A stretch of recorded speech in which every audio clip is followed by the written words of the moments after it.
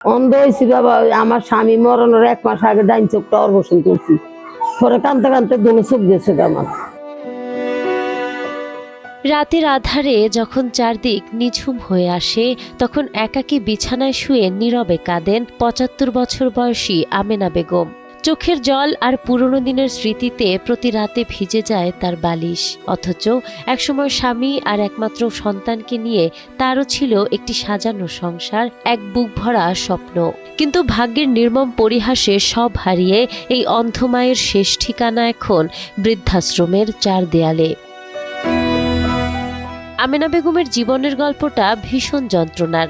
করোনার সময় আকস্মিকভাবে মারা যান তার স্বামী। জীবনসঙ্গীকে হারানোর সেই তীব্র শোক সহ্য করতে না পেরে দিনের পর দিন কাঁদতে কাঁদতে এক পর্যায়ে নিজের 2 চোখের আলোই চিরতরে হারিয়ে ফেলেন তিনি। চোখের আলো হারানোর পর আপন মানুষদের কাছেই রাতারাতি বোঝা হয়ে যান এই বৃদ্ধা।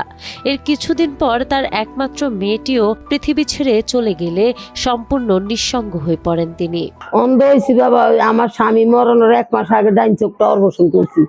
পরে কানতে কানতে দুনো চোখ গেছে আমার। আমার দেওয়ারে আর চালে ফাটাই দিয়েছে আমার লোকজন দিয়ে। হ্যাঁ গো, বুঝ হয়ে গেছি গে এই জন্য।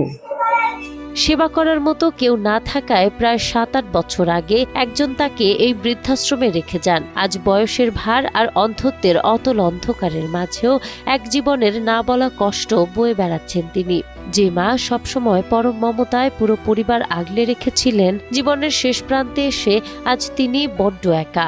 তবুও আপনজনদের অবহেলা মারিয়ে এই বৃদ্ধাশ্রমের ছোট্ট ঘরটি এখন তার বেঁচে থাকার একমাত্র ভরসা। 2010 সালে আপন নিবাস যাত্রা শুরু করেছে। এখানে রাস্তায় পড়া মায়েরা থাকে, যারা মানসিক ভারসাম্যহীন, বেওয়ারিশ এবং ঠিকানা পরিচয় যাদের কিছুই নেই। এরকম মানুষগুলো নিয়ে আপন নিবাস চলে। নাহার বৃষ্টি, টাইমস টুডে।